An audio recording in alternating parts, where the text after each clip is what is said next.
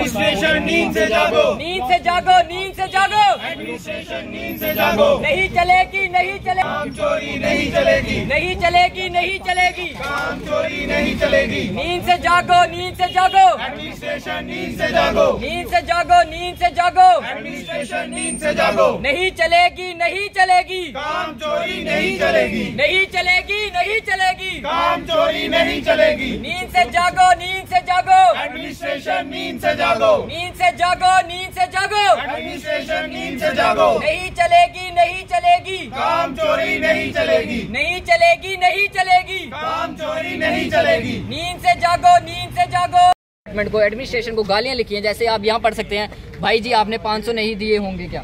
आप इससे पढ़ सकते हैं, कोई कह रहा है कि पुलिस को 500 की जगह 200 दिए होंगे। आप इससे आप खुद पढ़ सकते हैं कि लोगों के दिमाग में घूसखोरी का कितना बढ़ गया। जब तक हम पैसे नहीं खिलाएंगे गवर्नमेंट को, पुलिस वालों को, तब तक हमारा काम ही नहीं बनेगा। ये कह रहे हैं कि हमारे, तो किसी ने कमेंट करा कि हमारा पंजाब में इतने दिन में काम हो जाता है, पर जम्मू कश्मीर का कितना बुरा हाल है। तो क्या लगता है आपको, सीआईडी पुलिस की तरफ से डिले हो रहा है या फिर जनाब देखिए, ऑफिस की तरफ? जनाब देखिए, हम आपको एक चीज़ बताते हैं कि जब कॉल पे किसी से बात करें या पर्सनली ऑफिस में जाके बात करेंगे, तो उनकी बातों से लगता है कि कहीं से कोई डिले हो ही नहीं रहा। पुलिस से बात करें, वो कहते हैं हमने आगे भेज दिया है। सीआईडी से बात करें, कह रहे हैं उन्होंने भी आगे भेज दिया है। फाइनल बात करें तो कहता है आपका कोई फाइल ही नहीं आई। तो अब हम कैसे पता लगाएं कि गलती कहाँ किसकी हो रही है। और इसके साथ साथ ही जब हमने कल कॉल करी थी, हमको कल कॉल आना शुरू हुई और मेरे को उन्होंने 2 चालान नंबर दिए, जो कि एक चालान होता है। जब एक बंदे की वेरिफिकेशन हो जाती है सीआईडी, उसको एक चालान नंबर मिलता है। मेरे को 2 चालान नंबर दिए गए, 182 एक चालान नंबर और 252 एक चालान नंबर।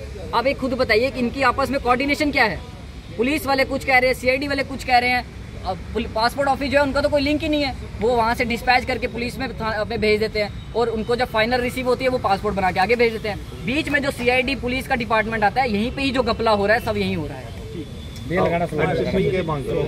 एडमिनिस्ट्रेशन से हम ये मांग करते हैं, जैसे कि मैंने अपने इस पे भी लिखा हुआ है, हम सीधा अपील सीएम साहब और एलजी साहब से कर रहे हैं कि जैसे सीएम साहब ने 2012-13 में, मैं अच्छे से रिकॉग्नाइज नहीं कर पा रहा, 12-13 में यही इनिशिएटिव सीएम साहब ने लिया था। उन्होंने मुद्दा, जब ये वाला मुद्दा पहले भी उठा था, उन्होंने अपनी आवाज़ लेके अपना एक इंटरव्यू के थ्रू ये बताया था कि पीसीसी और पासवर्ड में कभी भी कोई दिक्कत नहीं आनी चाहिए। जो टाइम गवर्नमेंट ने डिसाइड करा उसमें काम होना चाहिए।